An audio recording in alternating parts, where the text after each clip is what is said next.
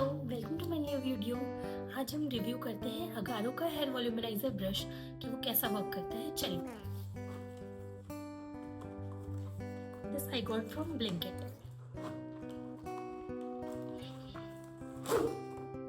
इसमें हमें मिल जाता है एक वॉल्यूमराइजर ब्रश एंड एक हमारे पास है यूजर मैनुअल और एक वारंटी कार्ड।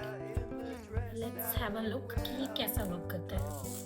तो इसमें हमारे पास 3 सेटिंग्स हैं, हम जैसे कि यहाँ पे देखोगे, एक मीडियम, एक लो और एक high.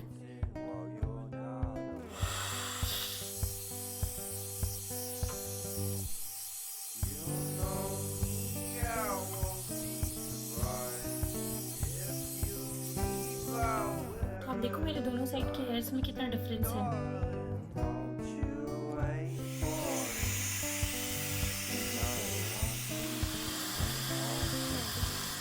This is my final look. आप चेक कर सकते हो कि कितना वॉल्यूम आ गया है मेरे हेयर्स में।